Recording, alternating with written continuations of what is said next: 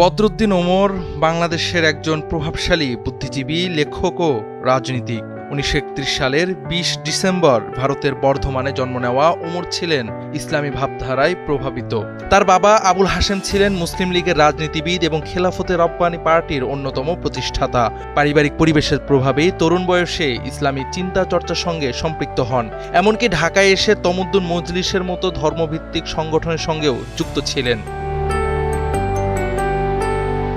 ঢাকা বিশ্ববিদ্যালয়ে দর্শন বিভাগে পড়াশোনার সময় তার দৃষ্টিভঙ্গিতে পরিবর্তন আসে। যুক্তিবাদ ও সমাজ বিশ্লেষণ ভিত্তিক চিন্তাভাবনা তাকে ধর্মীয় কাঠামো থেকে দূরে সরিয়ে দেয়। পরবর্তীতে যুক্তরাজ্যের অক্সফোর্ড বিশ্ববিদ্যালয়ে পড়াশোনার সময় তিনি মার্ক্সবাদে প্রভাবিত হন। সেখান থেকেই তার চিন্তা চেতনায় বামধারার রূপ পরিপক্ক হয়। তিনি ইসলামী জীবনধারা থেকে সরে এসে বামপন্থায় ঝুঁকলেও সেটা কখনো ইসলাম বিরোধী অবস্থান হয়ে ওঠেনি, বরং তিনি ধর্মীয় বিশ্বাসকে ব্যক্তিগত বিষয় হিসেবেই দেখতেন এবং ধর্মীয় গোষ্ঠী বা ইসলামী রাজনীতিকে ছেঁটে ফেলবার মনোভাব তার লেখালেখি বা রাজনৈতিক কর্মকাণ্ডে দেখা যায়নি।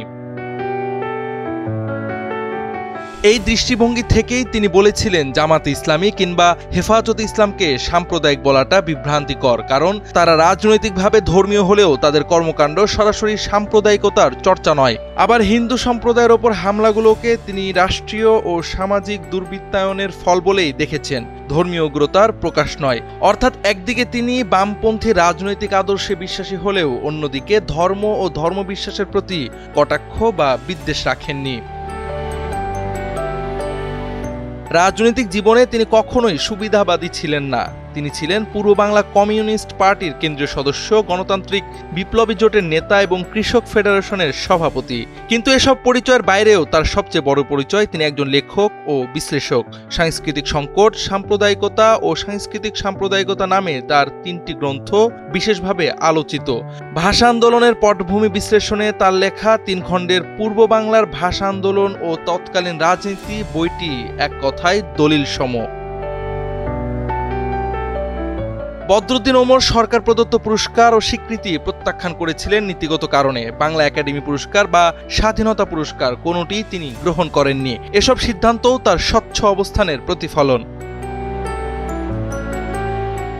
সব মিলিয়ে বদরুদ্দীন ওমরের জীবন ছিল চিন্তার বিবর্তনের এক জটিল পথে যাত্রা। তিনি ইসলামী প্রভাব থেকে বামপন্থায় গিয়েছেন ঠিকই, কিন্তু কখনো ইসলাম বিরোধী হননি। তার সমালোচনা ছিল রাষ্ট্র ও সমাজ ব্যবস্থার উদ্দেশ্যে, ধর্মের বিরুদ্ধে নয়। এ কারণেই তার মৃত্যু শুধু একজন বাম চিন্তাবিদের বিদায় নয়, বরং একজন পরিশীলিত রাজনৈতিক ভাষ্যকারেরও অবসান। জাওয়াদ আহমদ, সময়ের আলো।